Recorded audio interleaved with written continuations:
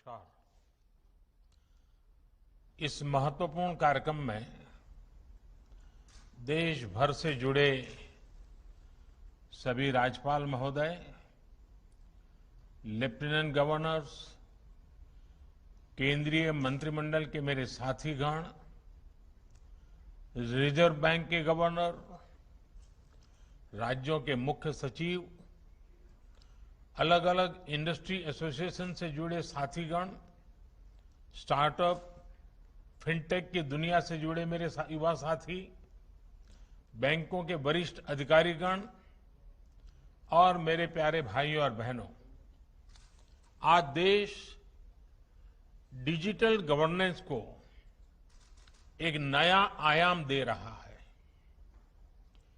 ई रूपी वाउचर देश में डिजिटल ट्रांजैक्शन को, डीबीटी को और प्रभावी बनाने में बहुत बड़ी भूमिका निभाने वाला है। इससे टारगेटेड, ट्रांसपेरेंट और लीकेज फ्री डिलीवरी में सभी को बड़ी मदद मिलेगी।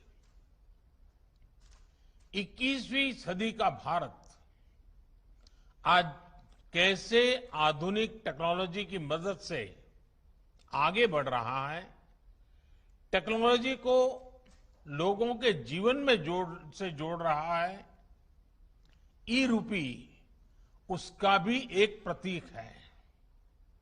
और मुझे खुशी है कि ये शुरुआत उस समय हो रही है जब देश आजादी के 75 वर्ष पर अमृत महोत्सव मना रहा है।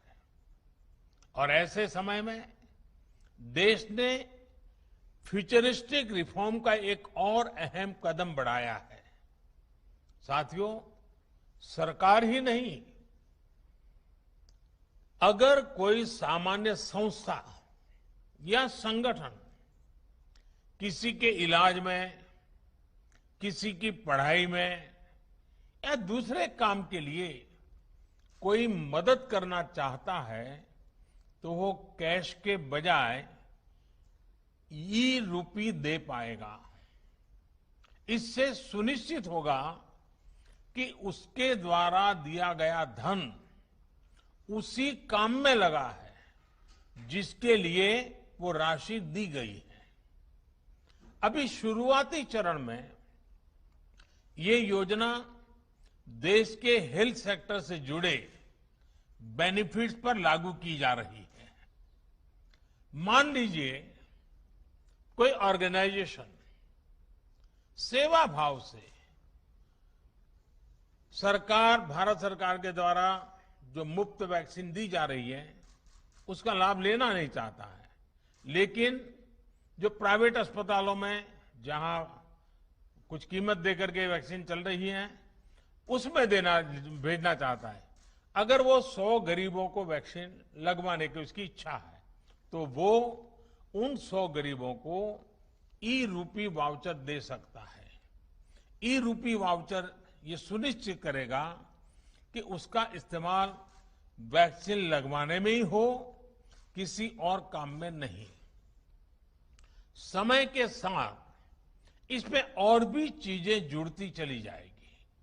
जैसे कोई किसी के इलाज पर खर्च करना चाहता है, कोई टीबी के मरीज को सही दवाओं और भोजन के लिए आर्थिक मदद देना चाहता है, या फिर बच्चों को, गर्भवती महिलाओं को भोजन और पर्यावरण से जुड़ी दूसरी सुविधाएं पहुंचाना चाहता है, तो ई रूपी उनके लिए बहुत मददगार साबित होगा। यानी ई रूपी एक तरह से पर्सन के साथ साथ पर्पज स्पेसिफिक भी है। जिस मकसद से कोई मदद या कोई बेनिफिट दिया जा रहा है वो उसी के लिए प्रयोग होगा, ये ई रूपी सुनिश्चित करने वाला है। कोई अब अगर चाहेगा कि वो वृद्धाश्रम में 20 नए बेड लगवाना चाहता है तो ई रूपी वाउचर उसकी मदद करेगा। कोई किसी क्षेत्र में 50 गरीबों के लिए भोजन की व्यवस्था करना चाहता है तो ई रूपी वाउचर उसकी मदद करेगा। अगर कोई गौशाला में चारे की व्यवस्था करना चाहता है तो ई रूपी वाउचर उसकी भी मदद करेगा। इसे अगर राष्ट्रीय परिप्रेक्ष्य में देखें तो अगर सरकार द्वारा किताबों के लिए पैसा भेजा गया है तो ई रूपी ये सुनिश्चित करेगा कि किताबें ही खरीदी जाएं। अगर यूनिफॉर्म के लिए पैसा भेजा है तो उससे यूनिफॉर्म ही खरीदी जाए। अगर सब्सिडाइज खाद के लिए मदद की है तो वो खाद खरीदने के लिए ही काम आए। गर्भवती महिलाओं के लिए दिए गए कैश से सिर्फ पोषक आहार ही खरीदा जा सके, यानी पैसा देने के बाद हम उसका जो इस्तेमाल चाहते हैं ई रूपी वाउचर उसे सिद्ध करेगा। साथियों, पहले हमारे देश में कुछ लोग चाहते थे कि टेक्नोलॉजी, और वो कहते भी थे कि टेक्नोलॉजी तो केवल अमीरों की चीज है, भारत तो गरीब देश है, इसलिए भारत के लिए टेक्नोलॉजी का क्या काम।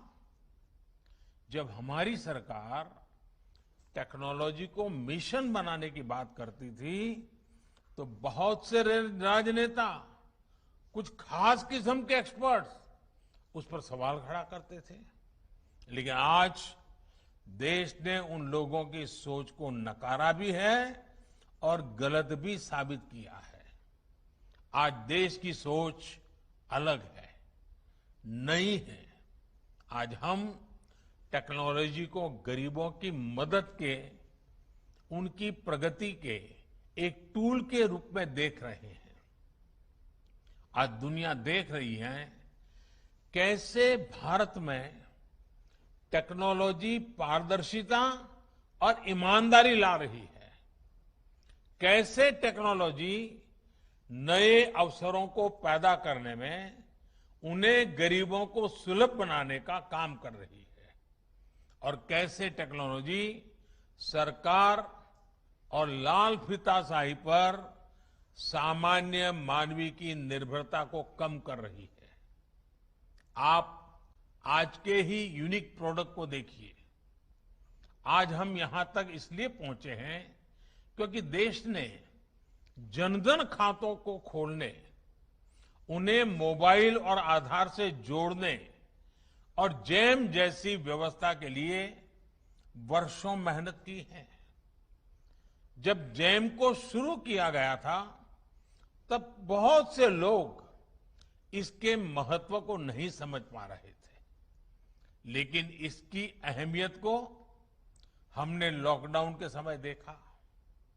जब दुनिया के बड़े बड़े देश परेशान थे कि लॉकडाउन में कैसे अपने गरीबों की मदद करें, लेकिन भारत के पास एक पूरी व्यवस्था तैयार थी।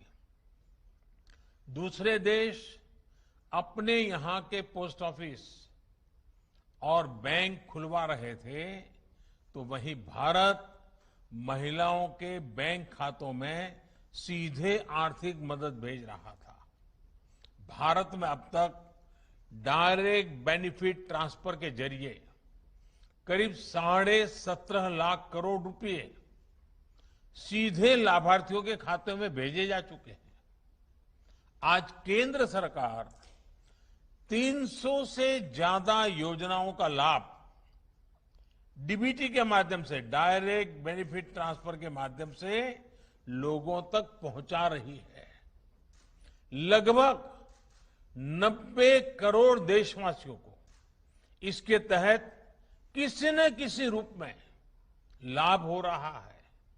राशन हो, एलपीजी गैस हो, इलाज हो, स्कॉलरशिप हो, पेंशन हो, मजदूरी हो, घर बनाने के लिए मदद हो, ऐसे अनेक लाभ डीबीटी से मिल रहे हैं।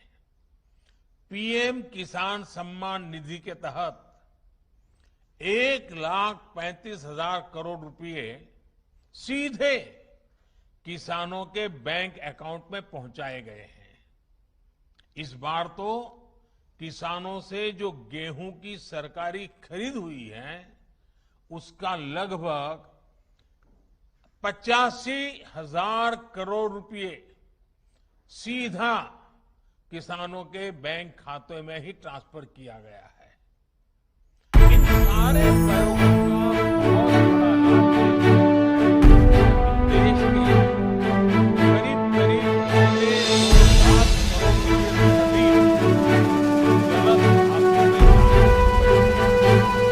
में भारत आज दुनिया को दिखा रहा है